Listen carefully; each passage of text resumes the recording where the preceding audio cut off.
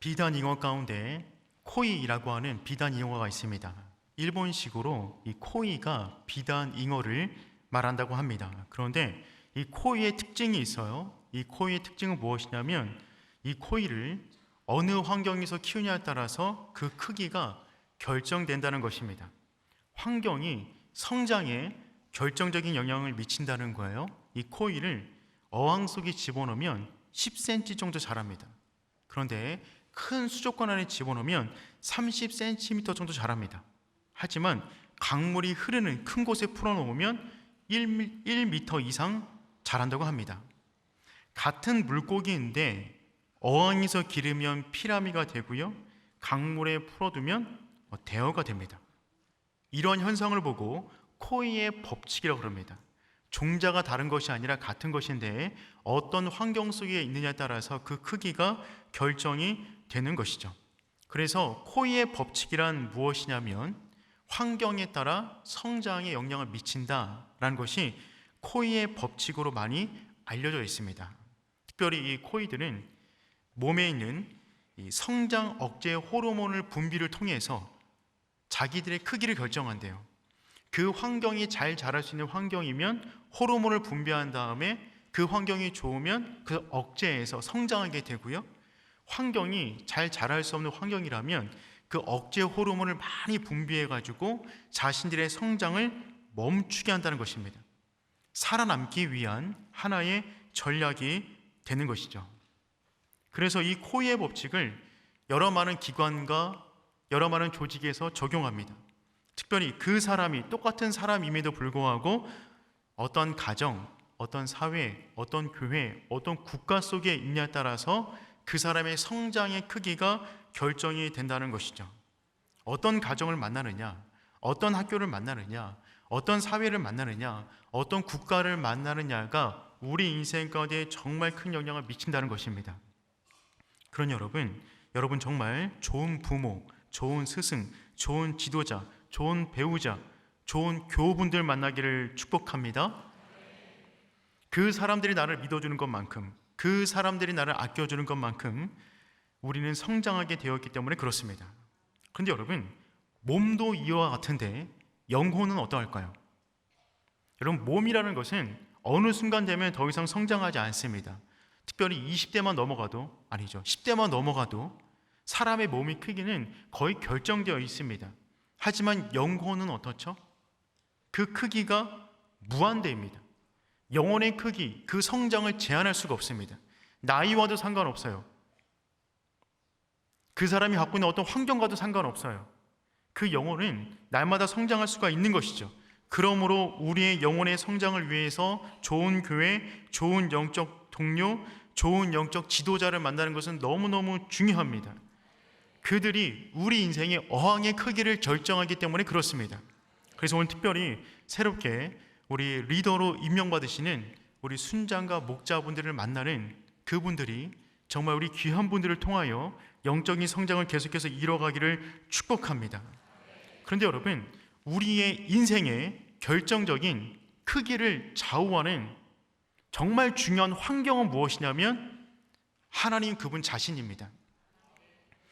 그 사람이 인식하고 있는 하나님의 크기만큼 그의 영혼이 성장하게 되어 있어요. 그 사람이 하나님을 어떻게 인지하느냐, 어떻게 느끼고 있느냐에 따라서 그 사람 가운데 역사하시는 하나님의 크기가 결정된다는 것입니다. 그러니까 하나님 그분 자체가 우리 인생의 최고의 환경이 되는 것이죠. 우리는 계속해서 금요일마다 시간이 될 때마다 하나님의 이름을 계속해서 알아가고 있습니다. 하나의 이름을 알아갈 때마다 어항이 하나씩 붙는 거예요. 어항 하나. 처음에 어떤 어항이었죠? 감사합니다. 제가 또 할 말이 있도록 해주셔서 처음에는 엘로힘이라는 어항이 하나 있었어요. 근데 그 어항 가운데 또 하나의 어항이 딱 붙게 되었죠? 엘샤다이 하나님. 그것만으로 대단한데 또 하나의 어항이 붙은 거예요. 엘리온의 하나님. 우리가 그 하나님의 이름을 알아가면 알아갈수록, 예전에는 엘로힘의 하나님만 알았다면 그 하나님만 만나고 죽은 사람들도 있었습니다. 그런데도 그 인생 가운데 놀라운 일들이 있었어요. 또 어떤 사람들은 엘샤다이 하나님만 만나고 죽은 사람들도 있었습니다. 그 인생 가운데 놀라운 일이 있었어요. 그런데 우리에게는 더욱더 많은 이름이 주어졌다는 거죠. 얼마나 행복합니까? 행복하십니까? 감사합니다. 여러분, 그래서 한번 정리해 보자면 엘로힘의 하나님은 어떤 하나님이셨냐면 그분은 창조주의 하나님이셨어요. 특별히 엘이라는 것은 황소를 닮았다라고는 이미지가 있어서 그분은 우리와 함께 멍에를 메시고 우리에게 사역을 맡겨주시되 우리 혼자 가는 것이 아니라 그분이 우리와 함께 보폭을 맞춰가시면서 일을 이루시는 그 하나님이 엘로힘의 하나님이었습니다. 엘샤다이 하나님은 어떤 분이시냐면 다시 시작하게 만드시는 하나님이셨어요. 그분은 특별히 부성에 강한 힘을 지닌 준엄한 산과 같은 하나님이셨고, 또 하나는 어머니의 가슴과 같은 모성의 사랑을 지니고 있는 하나님이셨습니다. 특별히 엘샤다이 하나님은 아브라함의 가정 가운데 역사하신 하나님이셨어요. 아브라함이 만났던 하나님, 이삭이 만났던 하나님, 야곱이 만났던 하나님의 이름이 엘샤다이 하나님 이름이었습니다. 그래서 모든 가정 가운데는 부모가 자녀들에게 엘샤다이, 그 고귀한 이름을 계승해야 되는 줄 믿습니다. 세 번째 이름은 엘리온의 하나님이셨어요. 지극히 높으신 하나님, 천지의 주제신 하나님. 그래서 그 하나님이 우리 인생 가운데 소유권, 사용권, 회수권이 있으시다. 그분이 우리를 소유하시고 그분이 우리를 사용하시고 그분이 주신 것을 그분이 가져갈 수 있는 능력도 있다. 그래서 로마서 11장 36절 말씀 다시 한번 읽어볼까요? 시작.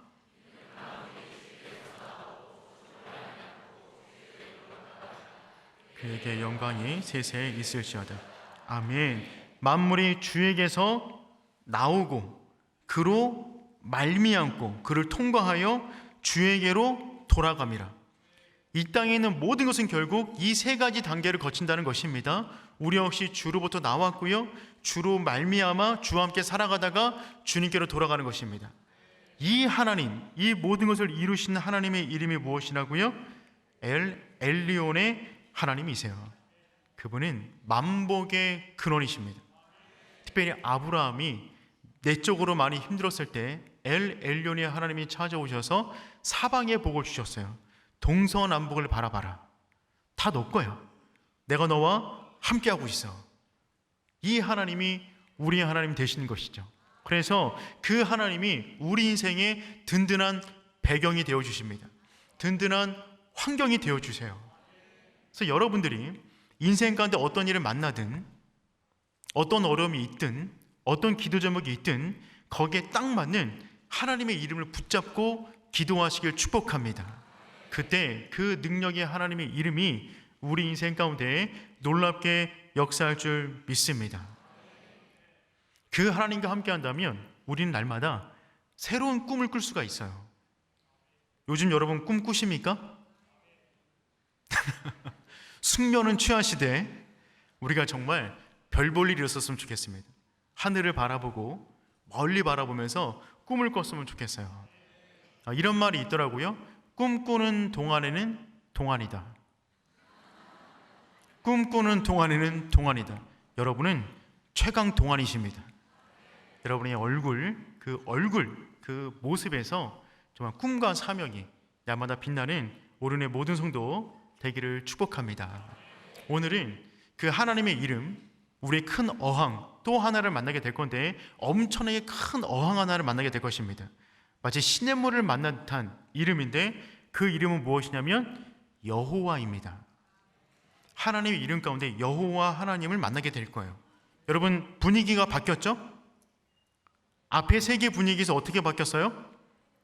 앞글자가 바뀌었어요. 엘에서 여호와로 넘어왔습니다. 원래 엘로 시작되는 이름이 한 열 몇 가지가 넘는데 그거 다 했다가는 너무 분위기가 험악해질 것 같아갖고 세 개로 끝냈고요. 또 다른 카테고리로 넘어오게 된 것입니다. 그러니까 엘자가 붙은 하나님의 이름이 있고 여호와가 앞에 붙은 하나님의 이름들이 있어요. 그런데 오늘부터는 여호와가 붙은 하나님의 이름에 대해서 살펴볼 건데 그 중에 여호와 하나님의 이름을 살펴보도록 하겠습니다. 여러분 엘샤다이, 엘 엘리온 이런 것은 우리가 잘 못 들어본 이름일 수는 있습니다. 하지만 여호와라는 이름은 누구나 한 번쯤은 다 들어본 이름이잖아요. 아무리 초신자를 할지라도 여호와 하나님이라는 이름은 여러 번 들어보셨을 것입니다. 그래서 성경에 굉장히 여호와라는 이름은 굉장히 많이 나와 있어요. 특별히 출애굽기 6장 3절 말씀 한번 읽어볼게요. 시작.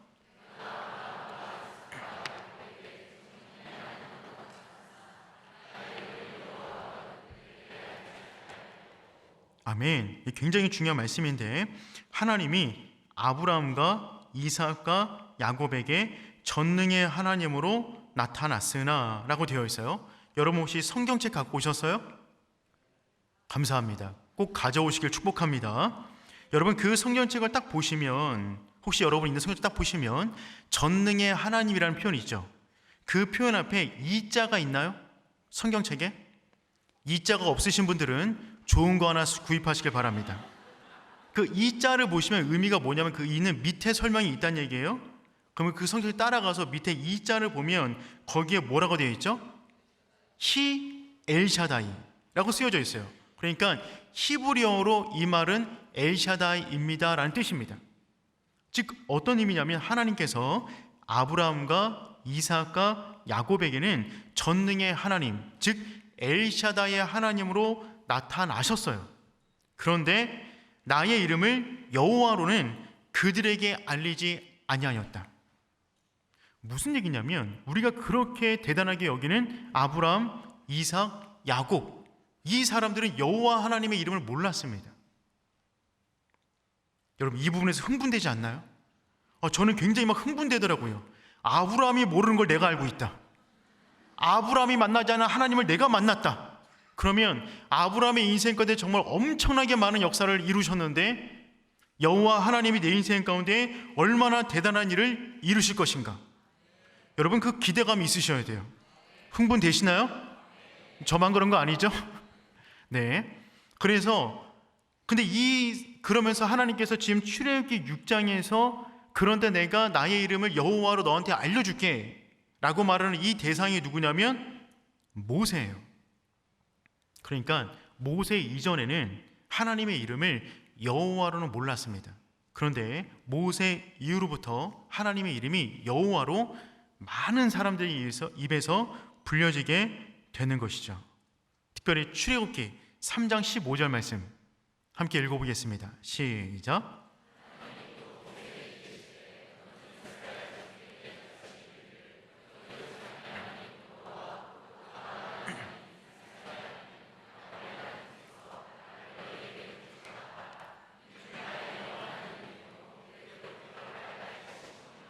아멘. 하나님은 모세에게 여호와라는 이름을 알려주시고 이 이름이 어떤 이름이라고 말씀하셨냐면 대대로 기억해야 될 이름이다 라고 말씀하셨어요. 영원한 나의 친구니라 라고 말씀하셨어요. 그러니까 하나님의 이름 가운데 가장 대표적인 이름은 여호와입니다. 그래서 이 여호와라는 이름이 무려 성경 가운데 6823번 쓰였어요. 나머지는 그냥 몇 번씩 쓰였는데 여호와라는 이름은 6823번이 쓰일 만큼 하나님의 대표적인 이름입니다. 근데 여러분 이 이름 우리가 다 알고 있잖아요. 그런데 이 이름의 의미를 제대로 알고 있는 사람은 별로 없습니다. 이름은 아는데 그 이름이 담고 있는 의미를 제대로 아는 사람들은 실은 많지가 않아요.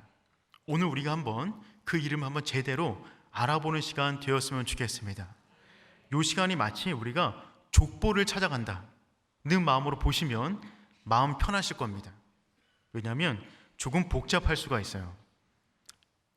괜찮으시겠습니까? 들어가 보겠습니다. 자, 성경을 읽을 때 특별히 영어 성경을 읽으면 하나님을 표현할 때 로드라는 단어를 써요. L-O-R-D 로드라는 단어를 쓰는데 이 로드를 갖다가 4개의 글자를 전부 다 대문자로 쓸 수도 있고 소문자로도 쓰거든요. 그런데 대문자로 로드를 쓰면 우리나라 번역에서 어떻게 번역했냐면 여호와로 번역했어요. 그리고 영어 성경에서 로드를 소문자로 쓰면 그냥 주라고 번역했어요. 그러니까 대문자 로드가 여호와이고 소문자 로드는 그냥 주가 되는 것입니다. 시편 8편 1절 말씀 우리 함께 읽어볼까요? 시작.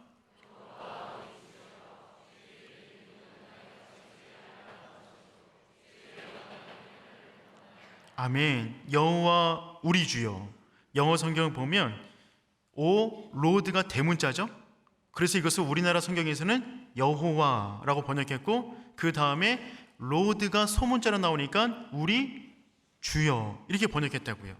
그러니까 영어 성경의 대문자 로드라고 쓴 이 표현이 히브리 원어 가운데 여호와라는 단어가 됩니다. 그런데 히브리 단어는 원래 자음만 쓰고 모음을 쓰지 않았어요. 그래서 원어를 보면 이 여호와라고 하는 이 단어를 자음으로 이렇게 표현합니다. 보이시나요? 읽어보실까요? 네, 그래서 이거를 영어로 어떻게 읽냐면 YHWH예요. 요 음가가 영어로 읽는다 그러면 이런 소리가 나는 거예요. YHWH 이런 뜻이 됩니다. 이런 소리가 나요. 그런데 요거는 지금 자음만 표현하고 있는 것인데 여러분 이스라엘 백성들은요 하나님의 이름을 굉장히 귀하게 여겼어요. 특별히 제 10계명 가운데 3계명 그 3계명이 무엇이죠? 그렇죠. 출애굽기 20장 7절 말씀 한번 읽어볼게요. 시작.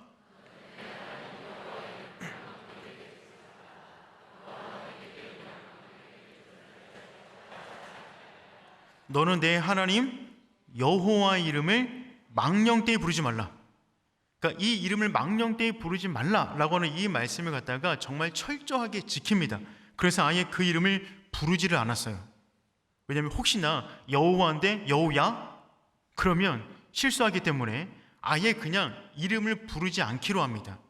그리고 그냥 자음만 아까 보여드린 그 표현을 그냥 쓰기 시작했어요.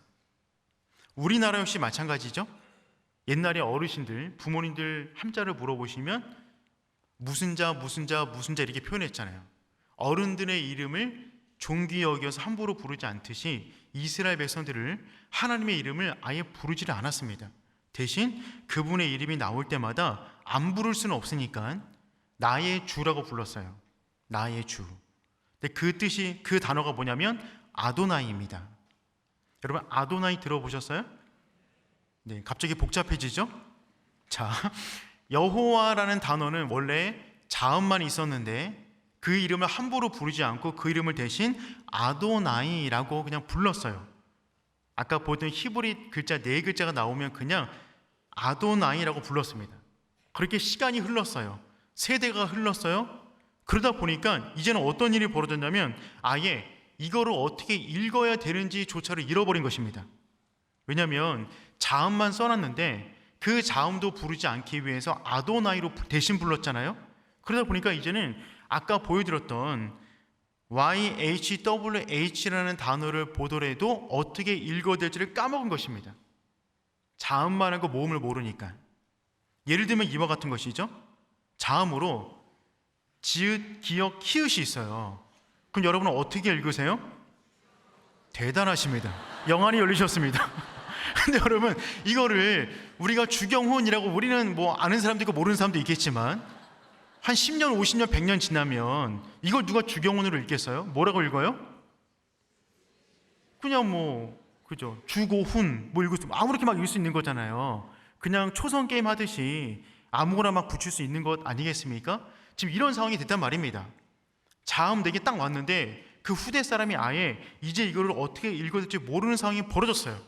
그러니까 진짜 중요한 하나님의 이름을 부르지 못하게 된 거죠. 그래서 어떻게 작업을 하기 시작했냐면 아까 말씀드린 히브리 4개 글자 음가 영어로 가져오면 YHWH인데 여기에다가 원래 불렀던 나중에부터 아도나이라고 하는 단어 있죠. 그 아도나이의 모음 3개를 가지고 옵니다. 아도나이에는 모음 3개. 왜냐하면 지금 모음이 없어서 못 부르니까. 아도나이는 모음이 뭐냐면 AOA죠. AOA.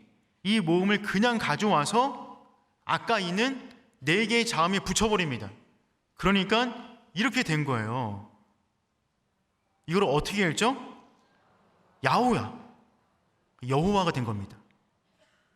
그러니까 여호와라는 이 이름은 원래가 여호와가 아니에요.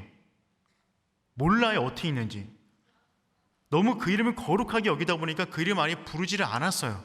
그냥 자음만 알게 되었는데, 이 자음에다 어쨌든 무언가 불러야 되기 때문에 나중에 학자들이 이 이름을 할 때 아도나이에 있는 모음 3개를 가지고 와서 원래 있는 자음에 붙여가지고 그냥 부른 이름이 여호와입니다. 여호와 혹은 야훼, 이렇게 부르는 단어가 된 것이죠. 갑자기 슬퍼집니까? 근데 여러분, 우리가 이 사실을 통해서 알 수 있는 게 있어요. 그것은 무엇이냐면 이들이 하나님의 이름에 대한 깊은 존경의 마음이 있었다는 것입니다. 그렇기 때문에 그 이름을 함부로 언급하지 않았다고요. 그런데 그 이름을 우리가 어떻게 정확하게 있는지 모르지만 성경에 지금 써 있는 여호와, 이 뜻이 무엇이냐면 그 뜻은 스스로 있는 자예요. 그러니까 여호와라고 하는 이름이 무엇이냐면 스스로 있는 자입니다. 그래서 영어 성경에서는 I am that I am 혹은 I am who I am 이렇게 불러요. 나는 스스로 있는 자다. 혹은 미래형으로 말해서 I will be who I will be. 나는 현재도 있고 앞으로도 영원히 있을 것이다. 이렇게 말하는 것입니다. 즉 여호와라는 이름은 어떤 의미가 있냐면 자존하신 하나님, 불변하신 하나님, 창조주 하나님의 의미를 담고 있어요. 그 이름에 대한 대표적인 이름입니다. 말라기 3장 6절 말씀 한번 읽어볼게요. 시작.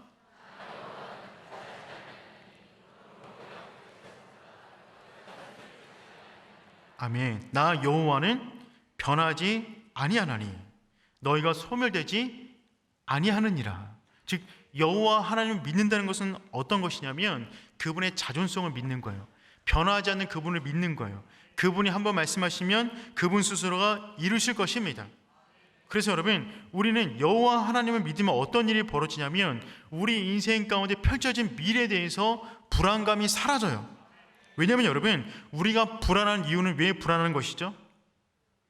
모르기 때문에 그래요. 어떻게 될지 모르기 때문에 우리가 불안한 것입니다. 알면은 불안하지가 않아요. 그런데 여호와 하나님은 어떤 분이시냐면 지금도 스스로 계시고 미래도 스스로 계실 분이에요. 그분은 불변하십니다. 그러니까 상황이 아무리 변해도 우리와 함께 하시는 그분이 불변하시기 때문에 그분을 믿으면 우리는 미래를 두려워하지 않는다고요. 현대사회는 미래를 꿈꾸지 못하게 하는 사회입니다. 미래를 준비하지 못하게 하는 사회예요. 그래서 현재를 즐겨라. 미래는 불안하니까. 미래에 얻을 것을 지금 그냥 누려라 라고 외치는 시대 가운데 우리는 살아가고 있는 것이죠. 그래서 소확행, 소소하게 지금 뭐 하고 있는 것에 의미를 두는 거예요. 요즘에 인기 있는 단어들을 보세요. 까르페 디엠, 현재를 즐겨라. 그냥 미래는 모르겠는데 현재를 즐기라는 것입니다. 욜로, 지금을 즐겨라. 영끌, 끌어모아다가 즐기라는 거예요. 이 모든 것들이 전부 다 이 사회에 어떤 문화를 보여주고 있냐면 불안한 미래를 말해주고 있는 것입니다. 그러니까 미래는 모르니까 지금은 눈에 보이니 지금 즐기라는 것이죠. 그런데 여러분, 여호와 하나님을 믿는 우리는 우리의 미래가 전혀 불안하지 않은 줄 믿습니다. 그분이 우리보다 앞서 그곳에 계시고 지금도 계신 그분께서 미래를 보시고 우리를 인도해 주시기 때문에 그렇습니다. 특별히 자존하신 여호와는 어떤 분이시냐면 자존하시는 분이에요. 그러니까 그분이 우리를 쓰실 때, 우리를 사용하실 때, 우리에게 사명을 주실 때 우리의 어떤 상황, 우리의 재정 상태, 건강, 관계, 외부적인 어떤 것들이 하나님의 사역에, 하나님의 사명을 망칠 수가 없다는 겁니다. 그분 스스로가 자존하세요. 그런데 그분께서 우리를 부르셔서 하나님의 영광스러운 사역에 동참하게 만드십니다. 여러분, 이게 중요해요. 그래서 성경에 여호와 하나님이 등장하는 그 모든 본문들을 살펴보면 다 어떤 거냐면 쓰러진 영혼을 일으켜 세우는 겁니다. 잊혀진 사명자를 다시금 사명의 자리를 앉혀놓는 거예요. 불안한 미래에 염려하고 있는 그 영혼들을 다시 한번 두려워하지 않도록, 여호와 하나님이 함께한다는 메시지를 주고 계십니다. 오늘 이 밤에 그 하나님이 여러분의 하나님으로 여러분 영혼 가운데 각인되는 복된 시간 되기를 축복합니다. 그렇다면 여러분, 여호와 하나님을 가장 먼저 만났던 모세, 계속해서 말씀드리지만 사전적인 의미보다 더 중요한 것은 그 이름이 어느 배경 속에서, 어떤 환경 속에서 그 사람에게 다가왔는가가 더 중요합니다. 그러므로 모세가 어떤 상황 가운데 이 여호와 하나님이 다가오셨으며 모세의 인생 가운데 여호와 하나님이 어떤 일을 행하셨는가를 오늘 우리가 살펴보길 원합니다. 왜냐하면 그 여호와 하나님이 동일하게 우리 인생에도 모세에게 역사했던 그 능력으로 임하실 것이기 때문에 그렇습니다. 여러분, 성경 가운데 가장 많이 쓰이고 있는 우리가 대대로 기억해야 될 하나님의 그 거룩한 이름 여호와라고 하는 큰 이름이 누구에게 가장 먼저 주어지냐면 가장 비천한 이름 모세에게 주어집니다. 여러분, 모세는 그 이름만으로도 참 다양하고 아픈 인생을 오랫동안 살았던 사람이었습니다. 모세가 태어나는 순간 그의 부모는 모세의 이름도 붙여주지 않았어요. 왜냐하면 당시 문화가 남자가 태어나면 무조건 죽여야 되는 시대였습니다. 아예 사나 말살 정책을 폈어요. 그렇기 때문에 이 아이에게 이름을 붙여주면 정이 붙기 때문에 아예 이름도 붙여주지 않았어요. 뭐라고 불렀는지 모르겠어요. 셋째? 이 정도 불렀을까? 어쨌든 3개월이 되어서 이 아이 이름도 지어주지 않고 그냥 나일강에 버려버립니다. 어떻게 할 수가 없었어요. 그 아이는 그냥 이름도 없는 채 그냥 갈대 상자 가운데 흘러내려가다가 애굽의 공주의 품 안으로 들어가게 되죠. 그래서 그의 이름을 애굽의 공주가 지어줍니다. 그는 태어날 때 어느 민족이었죠? 히브리인이었어요. 근데 그는 갈대 상자에서 건진받은 다음에는 40년 동안 애굽인으로 살아갑니다. 애굽의 문화 가운데 애굽 사람들이 모세라고 부르는 이름을 들으며 살아가게 돼요. 보통 이름을 지을 때 부모가 그 자녀를 향한 소망을 담아 짓든지 아니면 성경에 보면 하나님께서 직접 그 이름 가운데 사명을 심어주는데 모세는 부모에게 버림받았고 애굽의 공주에 의해서 모세라는 이름을 받게 되죠. 모세는 그렇게 40년 동안 자기 인생의 가장 화려한 시간을 보냅니다.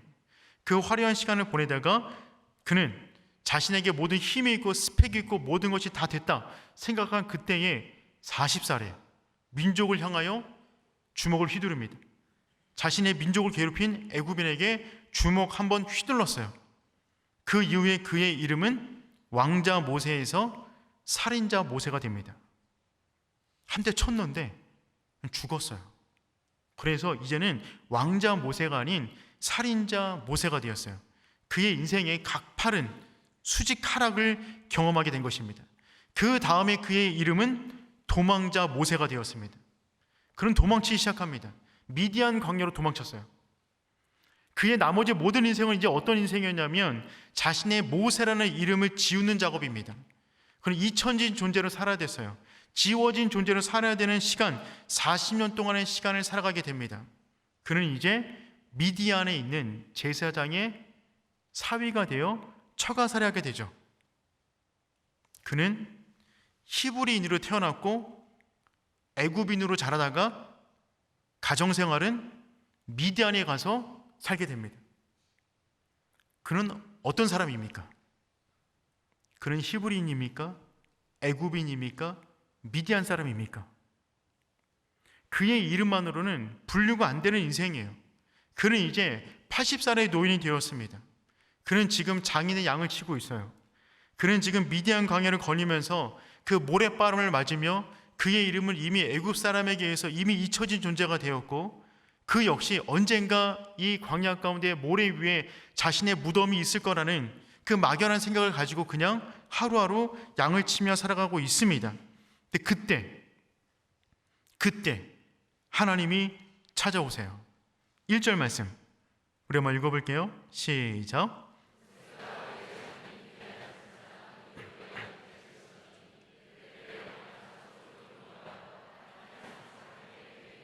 아멘. 여러분, 여기 보니까 호렙산, 이 산은 어떤 산이면 원래는 버려진 산이에요. 그냥 거의 아무것도 없는 산입니다. 뭘 먹일 것이 없는 그런 산이에요. 그런데 모세가 지금 하도 먹을 것이 없다 보니까 양떼를 치다가 이 호렙산 쪽으로 이동하게 됩니다. 그냥 일상적인 일이었어요. 그냥 그렇게 양떼를 치고 있었습니다. 그런데 그 일상적인 일상 가운데 하나님이 특별하게 다가오세요. 2절과 3절 말씀 읽어보겠습니다. 시작.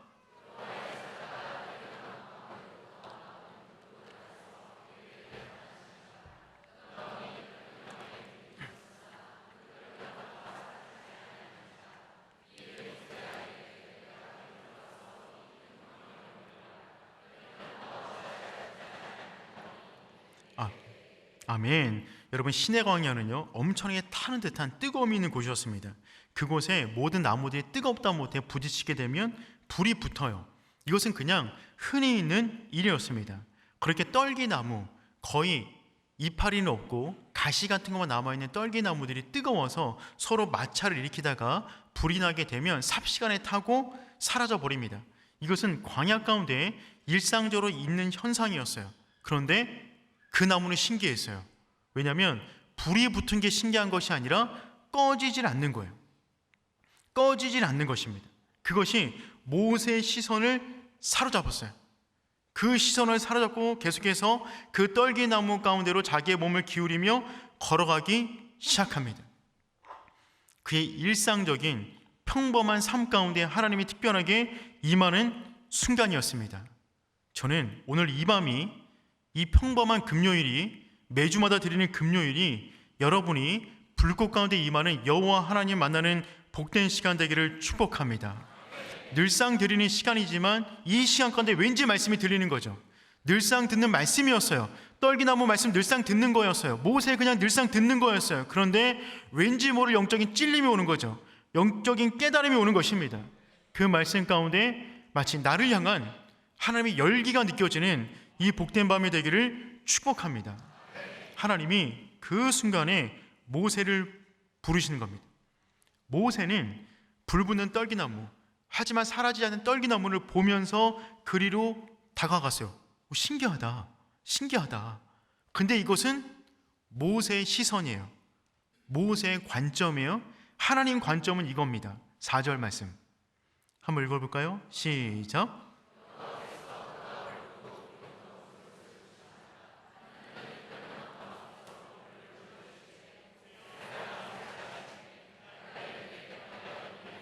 아멘. 오늘 3장에는 보다라는 단어가 굉장히 많이 나옵니다. 그런데 모세의 관점에서는 불붙는 떨기나무가 너무 신기해서 그걸로 보면서 다가가고 있는데, 하나님 관점에서는 하나님이 뭐하고 계세요? 떨기나무 안에서 모세를 바라보고 있대요.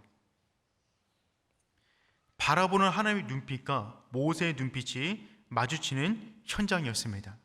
하나님께서 모세를 부르시기 위해서 떨기나무 안에서 특이한 불을 일으켜서 모세의 시선을 사로잡게 만든 거예요. 그래서 그 현장 가운데 모세가 하나님을 만날 수 있는 놀라운 계기와 기회를 만드시는 것입니다. 여러분, 이걸 기억하셔야 돼요. 하나님은 광야의 흔하디 흔한 떨기나무 속에서 모세를 계속 지켜보고 계셨습니다. 모세를 기다리고 있었어요. 모세는 40년 동안 광야 가운데 사람 한 명 없고 아무도 보는 사람 없고 그냥 그렇게 인생을 40년 동안 허비한다. 나는 잊혀졌어. 나는 지워졌어. 나는 쓸모없어. 나는 패배자야. 이런 마음 갖고 살았는지 모르지만 하나님이 그 현장에서 끊임없이 모세를 바라보고 계셨다는 거예요. 바라보고 계셨다가 하나님의 때에 모세를 부르시는 것입니다. 특별히 본문 말씀 보니까 모세야 모세야 2번 부르셨대요. 여러분, 성경은 웬만하면 반복하지 않습니다. 2번 불렀다는 것은요 굉장히 의미가 있는 거예요. 모세야 모세야. 그랬더니 모세가 뭐라 그러냐면 내가 여기 있나이다 이렇게 말을 해요. 이 표현을 생각해 보면 모세야 모세야 내가 여기 있나이다 이런 건 아닙니다. 왜냐하면 모세는 놀랬을 거예요. 뭐야 지금 이런 거예요. 그러니까 내가 여기 있나이다 이 말은 무슨 말이냐면 히네니라는 표현인데, 이 표현은 뭐냐면 이건 안 돼? 이런 거예요. 난데? 이런 거예요. 예를 들어서 여러분이 어디 마트를 갔는데 주경훈 씨를 찾습니다. 방송이 나왔어요. 난데? 쪼요. 이런 거 있죠. 그런 표현이에요.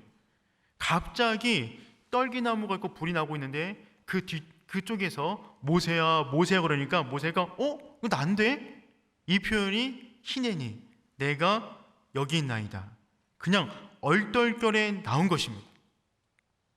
그런데 하나님께서 그 순간에 모세 안에 있는 잊혔던 사명을 다시 한번 일으키기를 원하셨던 것이죠.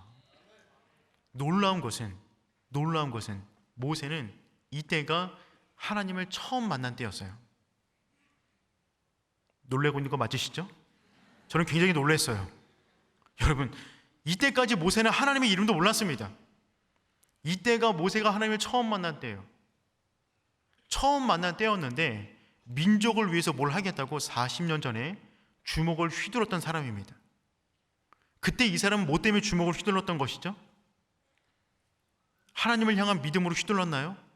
아니에요. 그냥 자기의 확신을 휘두른 거예요. 하나님을 제대로 만나지도 않고 하나님 위해 살아간다고 하는 수많은 사람들이 있습니다. 하나님을 믿는 건지 자기의 확신을 믿는 건지 모를 만큼의 구분이 애매모호한 사람들이 굉장히 많아요. 지금 모세가 그런 인생이었습니다. 그는 그러니까 40년 전에 실패할 수밖에 없었어요. 그가 주먹을 휘두른 것은 하나님을 믿는 믿음에서 휘두른 것이 아니라 자기의 의로, 자기의 분노로 휘둘렀기 때문에 그런 것이죠. 하나님은 이제야 온유하게 된 모세를 찾아와서 그를 만나주십니다. 여러분, 사역보다 중요한 것은 사귐이에요. 우리가 하나님의 일을 하는 것보다 중요한 것은요, 하나님과 친밀한 교제를 누리는 것입니다. 모세에게는 그런 시간들이 없었어요. 그래서 그에게는 40년이라는 시간이 필요했던 것입니다. 하지만 여러분, 모세 입장에서 너무 늦었나요? 이제는 꿈도 사명도 다 잊어버려서 그 열정도 잃어버려서 다시는 사명의 자로 나갈 수 없는 그 나이가 된 건가요? 그때 찾아온 이름이 여호와 하나님이에요. 그분은 자존하시는 분이십니다. 그분은 우리의 나이와 상관없이, 우리의 스펙과 상관없이 하나님의 일을 지금도 이루고 계시는 분이신 줄 믿습니다. 중요한 것은 나의 능력이 아니라 내가 하나님 쓰시기에 편안한 도구인가가 더 중요한 거예요. 그 그림이 불타는 떨기나무였어요. 이 떨기나무가 계속해서 타고 있는 이유는 왜 타는 겁니까? 이파리가 많아서요? 재질이 좋아서요? 나무가 풍성해서요? 아니에요. 별별 없는데 그 안에 하나님의 영이 임하니까 안에서부터 불이 타오르는 것입니다. 여러분, 불이 붙을 때는 보통 밖에서부터 불이 안으로 타들어가요. 그런데 이 떨기나무는요, 성경에 보면 안에서부터 불이 밖으로 번졌대요. 자기를 태우는 불이 아니라 성령이 그 안에서 타고 있었던 것이죠. 떨기나무의 그림은 모세의 그림을 보여주고 있는 거예요. 너는 떨기나무 같으나 내가 너와 함께하면 너는 불을 낼 수 있다. 열기를 낼 수 있어. 다시 나와 함께하자. 지금 그 그림을 계속해서 보여주고 있는 것이죠. 여러분, 대장장이가 쇠를 녹여서 무언가 도구를 만들 때 그 쇠를 언제까지 두들겨 패죠? 언제까지? 대장장이가 원하는 모양으로 휘어질 때까지 때립니다. 그러니까 빨리 휘어지는 것이 신상이 좋습니다. 그 대장장이가 그것을 칼을 만들 때 언제까지 갈아버리죠? 언제까지? 그 칼에서 대장장이의 얼굴이 선명하게 비칠 때까지예요. 그때까지 갈아버립니다. 여러분, 하나님이 우리를 쓰실 때 언제까지 우리를 단련하시냐면 그분의 쓰시기에 편하게 휘어질 때까지, 우리의 모습 속에서 하나님의 모습이 온전히 비춰질 때까지 우리를 단련하시는 거예요. 하나님은 지금 모세를 그렇게 단련하고 계시고, 그 가운데 이제 모세를 사용하실 때 다가온 이름이 여호와라는 이름이었다고요. 우리는 늘 이런 생각을 하죠. 내가 좋은 스펙이 있으면, 내가 좋은 환경이 있으면, 내가 많은 재정이 있으면, 내가 좋은 인맥이 있으면 나는 얼마든지 하나님께 쓰임받을 수 있어. 하지만 그 반대면 나는 그렇지 않아 라고 주저앉을 수 있지만, 지금 우리에게 말씀하신 것은 무엇이냐면, 떨기나무 같은 너의 인생 가운데 불을 낼 수 있는 것은 너의 어떤 것이 아니라 나와 함께하는 것이다. 그 이름으로 여호와 하나님을 보여주고 계신 것입니다. 우리 7절과 8절 말씀 한번 읽어볼게요. 시작.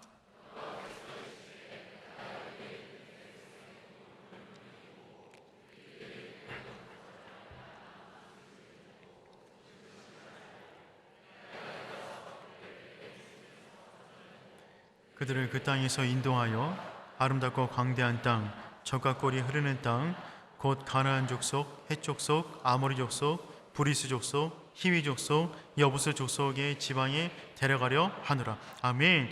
이제 하나님은 하나님은 이제 모세에게 엄청난 계획을 말씀하십니다. 여기 보니까 7절과 8절 보니까 제가 언더라인 밑줄을 그었는데, 거기 보니까 하나님이 부르짖음을 듣고 알고 내려가서 건져내고 인도하여 데려가겠다.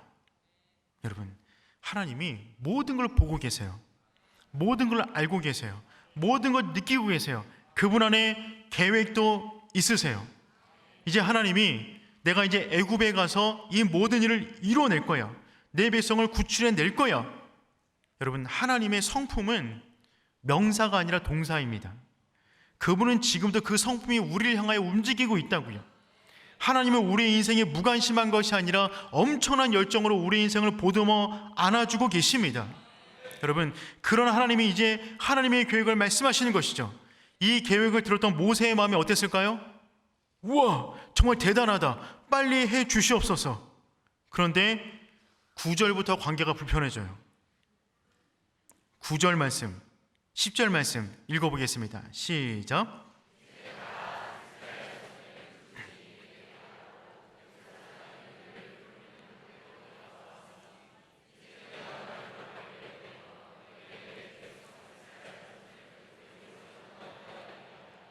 아멘. 하나님이 분명 이 일을 하시겠다라고 말씀하실 때까지만 해도 흥분되었는데, 하나님께서 말씀하시죠. 이제 가라. 하나님은 정말 관계를 불편하게 만드는 선수이십니다. 그분과 대하다 보면 관계가 약간 서먹서먹해집니다. 그분의 계획을 들을 때는 정말 멋져요. 그런데 그거를 나보고 하랍니다. 이제 가라. 이때부터 관계가 이상해지는 것이죠. 여러분, 오늘 이 밤에 여러분을 향한 이제 가라 라고 하는 그 음성을 듣는 복된 시간 되었으면 좋겠어요. 불편하시다고요? 모세도 그랬어요. 뭐야 이거 지금, 나하고 지금 이게 무슨 상관이야? 지금 이런 상황인 거예요. 이게 지금 나하고 무슨 상황이지? 왜 나보고 가라는 거지? 근데 여러분, 이 말씀을 지금 누가 들었어요? 모세가 들었죠. 그리고 또 누가 들었어요? 여러분이 들었죠.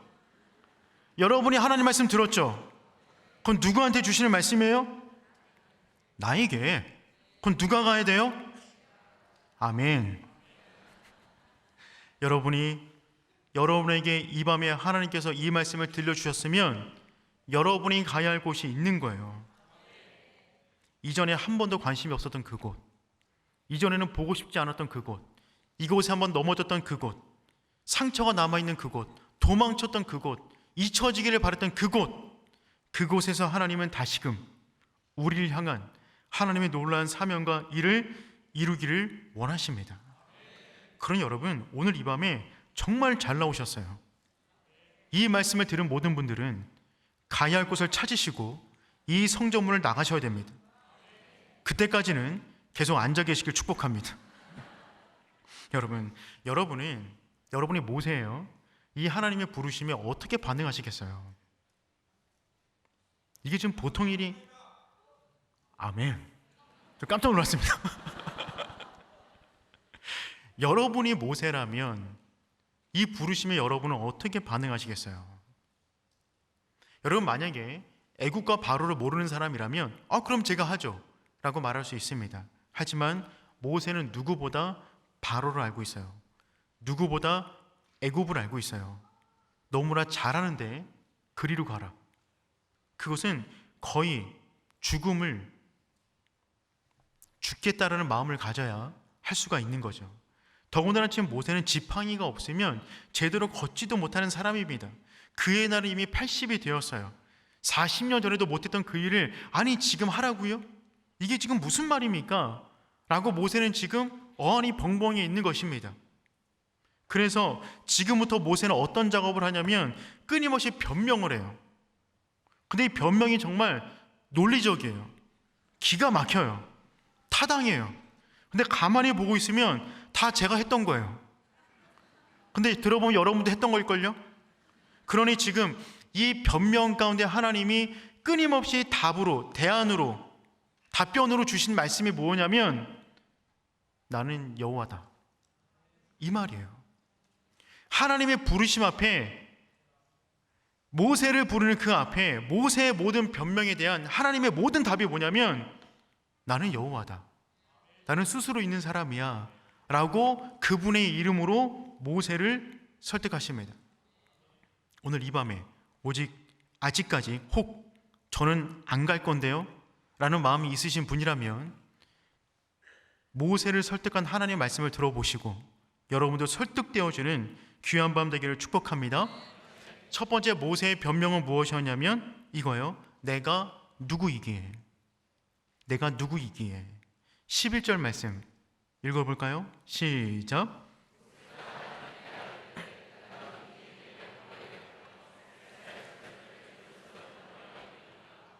모세의 첫 번째 걸림돌은 자기 자신이었어요. 내가 누구이기에 하나님의 뜻을 알겠어요. 정말 멋진 계획이에요. 그 일은 꼭 이루어졌으면 좋겠어요. 그런데 저는 아닙니다. 내가 누구이기에 저를 잘 모르시는 것 같은데 사람 잘못 봤습니다. 저는 그런 일을 할 만한 사람이 아닙니다. 내가 누구이기에 바로에게 갑니까? 그는 지금 부르시는 하나님보다 바로를 더 무서워하고 있어요. 그는 바로가 어떤 존재인지 알거든요.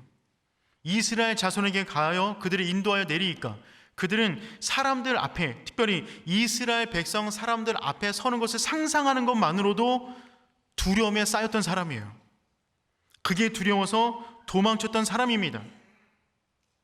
자신의 능력, 상황, 나이, 모든 것은 이런 일을 할 만한 사람이 아니에요. 그래서 우리는 하나님의 부르심의 말씀을 들을 때마다 본능적으로, 동물적으로 가장 먼저 우리는 어떤 거절을 하게 되냐면 저는 아닙니다. 하나님의 부르심 앞에 우리는 항상 우리의 연약함을 먼저 본다고요. 우리의 나약함을 먼저 찾습니다. 하나님은 될 수 있다는 조건을 말씀하시는데 우리는 안 될 수 있는 조건들을 마구마구 내려놓죠. 하나님, 제가 지금 형편이 어떤 줄 아세요? 저 지금 대학도 못 들어갔어요. 저 지금 취준생이에요. 제 미래가 답답해요. 재정 상태 바닥났어요. 우리 가정 보세요. 지금 제가 지금 하나님 일을 할 때입니까? 제 자녀 보세요. 지금 제 건강 보세요. 제 미래 보세요. 깜깜합니다. 제가 지금 주일을 할 때입니까? 내가 누구이기에 지금 이 이야기를 하고 있는 거죠. 여러분도 혹시 하나님이 여러분을 쓰기를 원한다 라고는 그 말씀을 수도 없이 많이 듣지만 혹시 이 부분에 걸려 있는 것 아닙니까? 내가 누구이기에? 모세의 첫 번째 반응이었어요. 그것에 대한 하나님의 답변이 무엇이냐면 12절입니다. 읽어볼까요? 시작. 아멘. 하나님은 참 소통이 안 되시는 분입니다. 여러분, 동문서답하고 계세요. 질문이 뭐였죠? 내가 누구이기에? 그럼 답변은 어떻게 와야 돼요? 너는 모세고 설득하려면 그래도 너는 연륜도 있고 양도 잘 치고 지팡이도 있고 뭔가 조건을 말해줘야 되는 게 맞는 거잖아요. 그게 대화잖아요. 내가 누구이기에? 근데 하나님의 답변은 뭐라고요? 내가 너와 함께 할 거야. 여러분, 하나님은 참 동문서답의 달인이신데 의미가 있죠. 여러분, 내가 누구이기에를 극복할 수 있는 유일한 대안은 하나님이 함께하는 것입니다. 내가 누구이기에, 그래서 그것을 하나씩 가진다고 쳐봅시다. 스펙이든 나이든 뭐든지 간에 늘려나간다고 하나님께서 맡기신 그 일을 감당할 수 있습니까? 아니에요.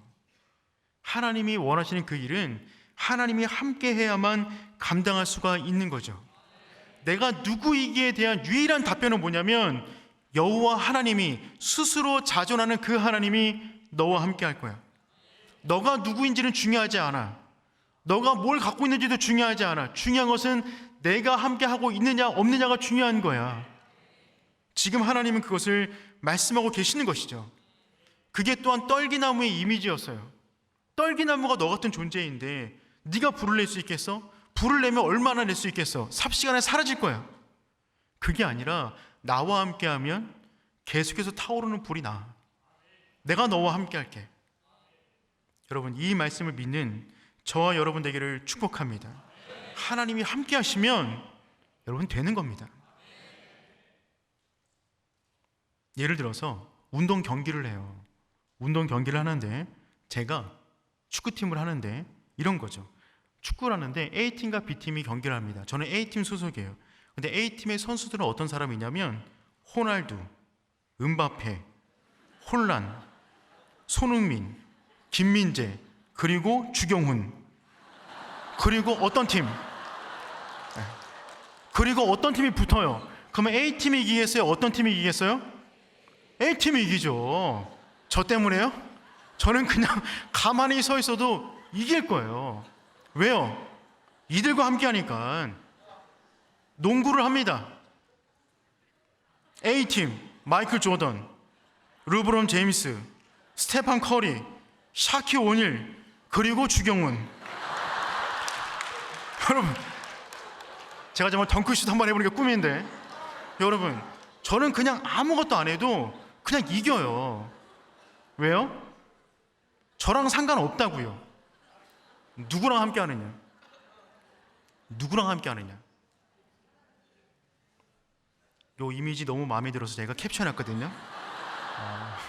환상의 팀이어서 제 개인 SNS에 좀 올리려고 합니다. 여러분, 누구랑 함께 하느냐가 중요합니다. 하나님 지금 그런 말씀하시는 거예요. 내가 너와 함께 할 것이다. 너는 너 이상의 일을 할 수 있어. 너의 부족함과 상관없어. 내가 너를 사용할 거야. 그런데 우리는 이렇게 아멘 하지만 모세는 아멘 하지 못했습니다. 바로 두 번째 변명이 튀어나와요. 그것은 무엇이냐면 당신의 이름은 무엇입니까? 이 말은 무슨 말이냐면 당신이 누구이길래 그걸 한다는 거죠? 이런 거예요. 13절 말씀 읽어볼까요? 시작.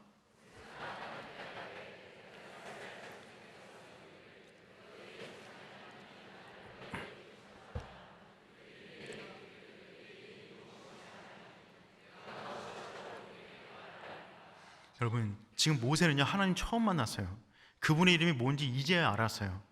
그리고 이제 듣게 되는 겁니다. 그러니까 모세는 지금 하나님의 이름도 모르는데 하나님이 내가 너와 함께 할 거야 라고 말하니까 모세 안에 어떤 불신이 일어나는 것이냐면 도대체 하나님이 누군데요?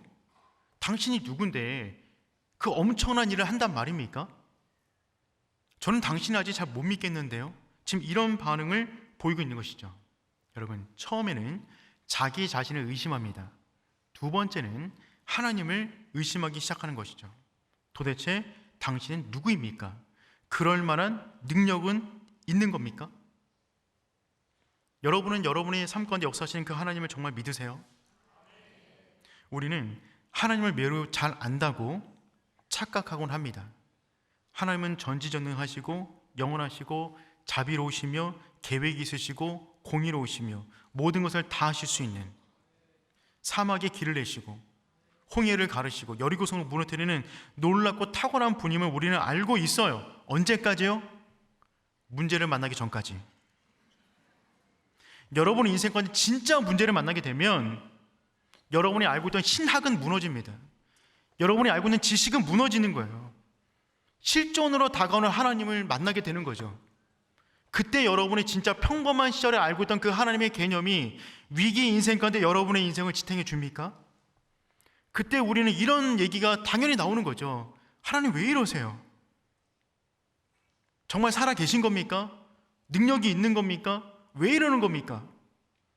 진짜 문제를 만나야 우리 안에 있는 하나님에 대한 허상이 무너지고 그분의 진짜 실존을 경험하게 되는 거죠. 지금 모세는 그런 질문을 하고 있는 거예요. 아니, 좀 어떤 분인데 지금 저한테 이런 일을 한다는 것입니까? 저는 하나님 잘 모르겠는데요.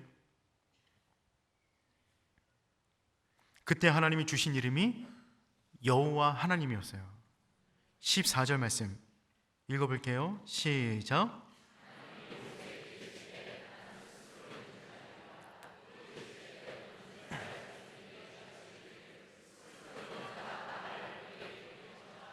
아멘. 여기 보니까 다시금 여러분의 성경책을 보시면 14절에 스스로 있는 자의 1번 이렇게 있나요? 좋은 성경책입니다. 그 1번 밑에 가면 뭐라고 써 있죠? 히, 나는 나다. 히브리어로 나는 나다. 이 말이 뭐냐면 여호와라는 의미입니다. 그러니까 여호와라는 이 말은 나는 나야, 나는 스스로 있는 자야 라고 말하고 있는 거예요. 이 여호와라는 이름이 이와 같은 배경 속에서 등장하게 되었습니다. 하나님 당신은 누구입니까? 라고 하는 질문에 하나님이 자신의 이름을 여호와로 알려주셨어요. 그래서 그 여호와라는 이름의 뜻이 무엇이냐면 나는 스스로 있는 자이다. 또한 미래형으로 나는 있을 자이다. 지금도 있고 미래에도 있는 자야 라고 말씀하신 거죠. 나는 나야.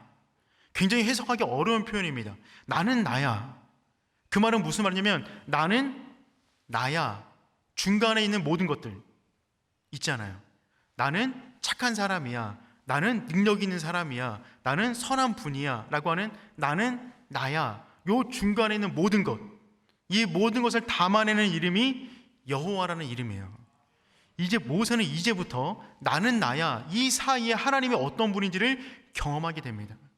애굽에 있는 모든 사람들은 쏟아지는 10가지 재앙 앞에서 하나님이 어떤 분인지를 경험하게 되는 것이죠.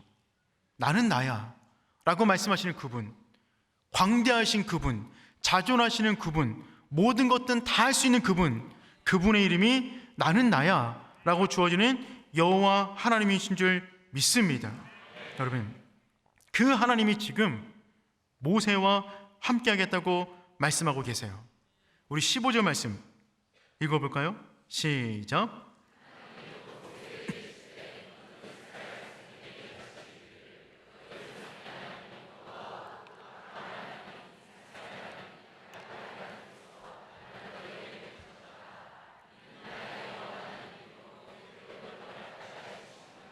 아멘. 그러니 너는 이 이름 붙잡고 그 민족에 가서 내 이름을 선포해야 돼. 이 이름은 나의 영원한 이름이고 대대로 기억해야 될 나의 칭호니라. 나는 나다. 이 말은 무슨 말이냐면 너가 언변이 부족하면 언변을 줄 것이고 능력이 부족하면 능력을 줄 것이고 동역자가 필요하면 동역자를 줄 것이며 기적이 필요하면 기적을 주는 나는 나라는 것입니다. 이쯤 되면 아멘 해야 되잖아요. 근데 모세는요 보통 사람이 아닙니다. 세 번째 변명, 그들이 나를 믿지 않을 것입니다. 출애굽기 4장 1절 말씀 읽어볼까요? 시작.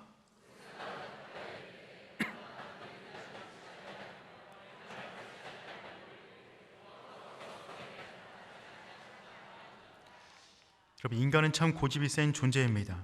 그의 변명이 계속해서 발전해 나가고 있어요. 첫 번째는 자기 자신을 의심했고요, 두 번째는 하나님을 의심하고, 세 번째는 타인들에게 흐르고 있어요. 다른 사람들을 의심하는 것입니다. 그건 알겠는데 그 사람들이 나를 믿지 않고 내 말을 듣지 않을 것입니다. 지금 무슨 얘기하고 있는 것이냐면 남 탓하고 있는 거예요. 제가 그들을 아는데 그들은 그런 존재가 아닙니다. 제가 한번 해봤습니다. 40년 전에. 근데 그들이 내 말을 안 들었습니다. 출애굽기 2장 14절 말씀 한번 볼까요? 시작.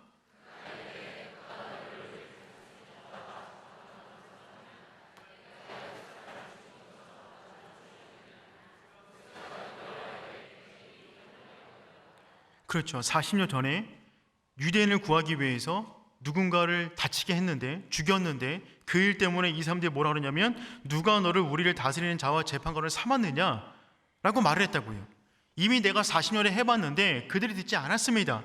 그러니까 그들이 나를 믿지 않고 내 말도 듣지 않을 것입니다. 지금 뭘 말하고 있는 것이냐면 계속해서 이제는 변명할 게 없으니까 다른 사람들 핑계를 대고 있는 거예요. 만약에 뭐뭐 했더라면, 내 인생 가운데 좀 더 뭐가 있었더라면, 만약에 누군가 내 말을 들었더라면, 누군가 나를 도와줬더라면, 이제는 자기를 넘어 주변을 탓하기 시작하는 것입니다. 내가 어떤 가정 가운데 태어났더라면, 내가 좋은 부모를 만났더라면, 나에게 더 큰 능력이 있었더라면, 나에게 큰 재산이 있었더라면 내 인생은 좀 더 편했을 것인데, 이제 그의 모든 변명이 외부로 향하고 있는 거예요. 외부의 모든 것을 다 믿지 못하는 것입니다. 거기에 대한 불신이 있는 거죠. 알겠는데 이 사회는 그렇지 않다는 거예요. 이 세상은 그렇지 않다는 거예요. 저들이 나를 믿지 않는다는 것입니다. 모세는 정말 대단한 사람입니다. 변명의 달인이에요. 여기에 대한 하나님의 답변이 무엇이냐면, 지팡이를 던져라. 뱀으로 변했어요. 꼬리를 잡아라. 다시 지팡이가 되었어요. 내 손을 품 안에 넣어라. 문둥병 걸렸어요. 그것도 모자르면 나일강이 피로 변하는 기적을 내가 보여줄 거야. 즉 무슨 말이냐면, 그 사람들이 안 믿어? 그거 걱정하는 거야? 환경이 안 변해? 그거 걱정하는 거야? 내가 기적을 일으킬 거야. 다 믿을 수밖에 없을 거야. 지팡이가 뱀이 되고 손에서 나병이 나며 나일강이 피로 변할 거야. 그것이 부족하면 하늘을 열어 10가지 재앙을 쏟아 버릴 거야. 결국은 그들이 승복하게 될 것이다. 너가 그들을 설득하는 것이 아니라 내가 설득한다. 너는 가면 된다. 환경을 탓하지 마. 내가 할 거야. 환경은 내 문제야. 내가 신경 쓸게. 그냥 가기만 하면 돼. 하나님은 지금 모세에게 이와 같이 설득하고 있습니다. 여기까지 가면 승복해야 되잖아요.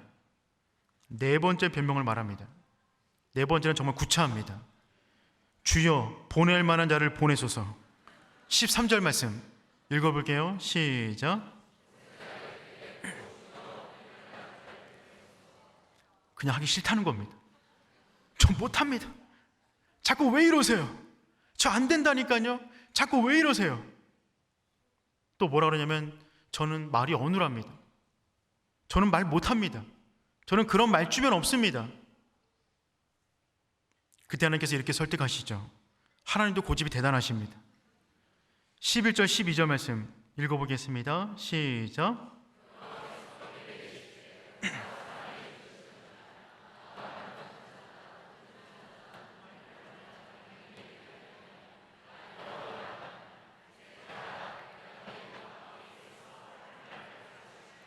아멘. 말 못한다 말한 모세에게 누가 입을 지었냐? 누가 보게 만들었냐? 내가 내 입과 함께 할 거다. 할 말을 넣어줄게. 그냥 입만 벌려. 입만 벌리면 알아서 움직일 거야. 내가 말할게. 너는 그냥 도구만 되면 돼. 여러분, 하나님은 모세를 쓰기를 원하셨어요. 모세 아니어도 하나님의 일을 행하실 수 있습니다. 하지만 하나님의 모세를 통하여 다시 한번 그의 좌절된 사명, 좌절된 꿈, 쓰러진 땅에서 다시 한번 그를 일으켜 세우기를 원하셨어요. 그래서 하나님은 끊임없이 모세를 설득하십니다. 그 모든 설득의 마지막, 모든 답변은 다 무엇이냐면, 나야. 나라니까. 나야, 나. 나라고. 제가 누구이게? 나라니까. 하나님 누굽니까? 나라니까. 저들이 믿지 않을 건데요. 나라니까. 저 말 못하는데요. 나야, 나. 내가 할게. 넌 그냥 가면 돼. 너를 영광스럽게 할 거야. 다시는 너를 무시하지 못하는 존재가 될 거야. 너는 사명자가 될 거야. 너는 불 붙는 떨기나무처럼 불타오르는 인생이 될 거야. 지금 그것을 이 현장 가운데 모세에게 말씀하고 계시는 것입니다. 사랑하는 오른교회 성도 여러분, 여러분은 지금 어떤 변명을 늘어놓고 계십니까? 하나님의 부르심에 여러분은 어떻게 반응하고 계십니까? 여호와 하나님을 믿으시길 바랍니다. 그분이 여러분을 향한 놀라운 계획이 있으세요. 깜짝 놀랄 만큼의, 내가 거부할 만큼의, 적어도 4번이나 고사할 만큼의 엄청난 비전과 사명, 계획이 있으십니다. 우리가 할 일은 무엇이냐면 그분을 그냥 신뢰하는 겁니다. 그분의 이름을 붙잡는 겁니다.